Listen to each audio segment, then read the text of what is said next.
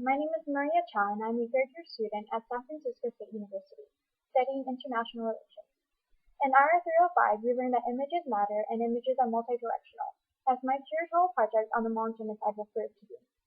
Before I begin with my first frame, I would like to give you a brief background as to who the Hmong people are and how this genocide started, as I am sure that many of you are unaware. Some scholars today argue that the Hmong civilization dated back in Asia before the Chinese, and as the two civilizations grew, tensions built and of course war struck. With over 500 years of war, the Hmong finally gave up.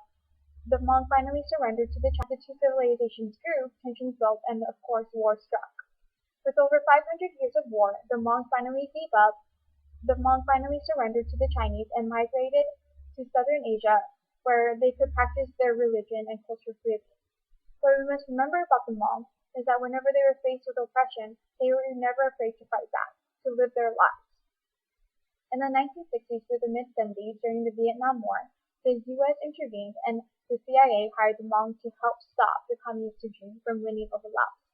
For the Hmong, this was favorable because they have a past in not working well under communist regimes or oppressive regimes like the Chinese, making the Hmong and the Americans allies.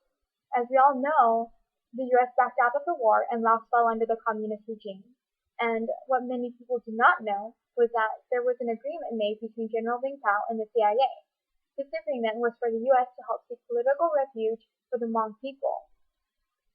So after the U.S. bailed out of the war, it helped about 10,000 Hmong flee the country.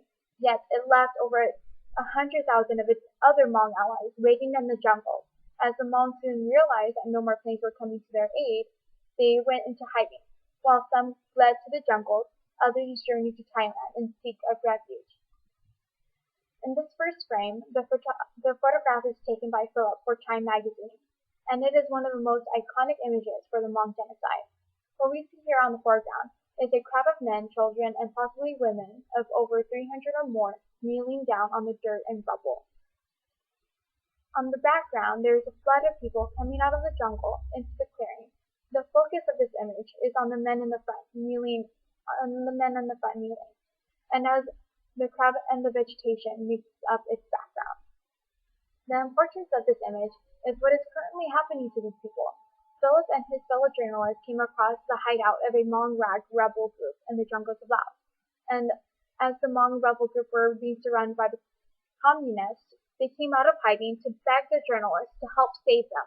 And as their caption reads, "Please help us, the communists are coming." What I would like to point out in this photograph is that these men in the front here are actually wearing the uniforms and carrying the same guns given to them by the CIA during the Secret War.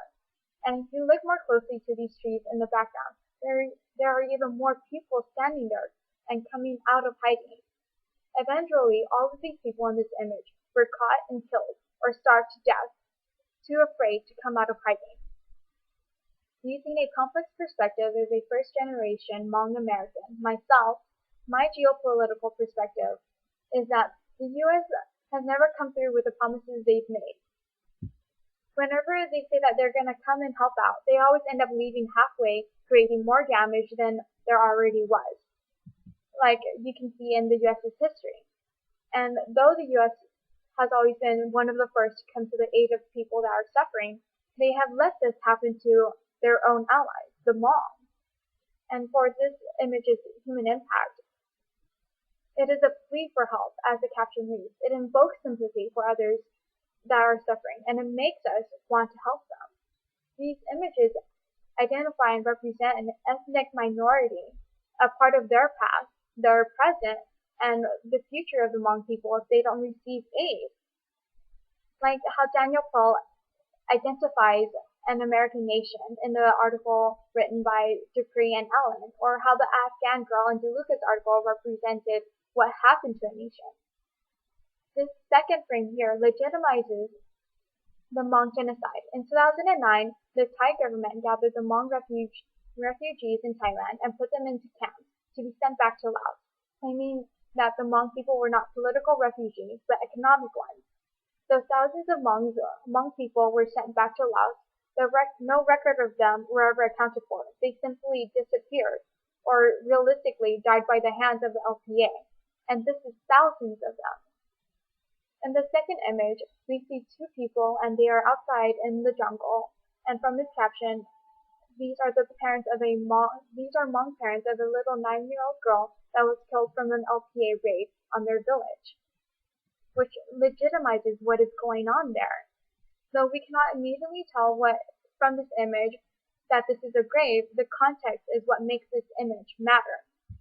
As you put together both, they tell a story that is very similar to the many stories of the Hmong people that are still alive today, that are desensitized to what happened to them because they can barely tell the stories of what happened to them, like my parents. Thank you for giving me the opportunity to do this curatorial project. I hope you enjoyed it. I did.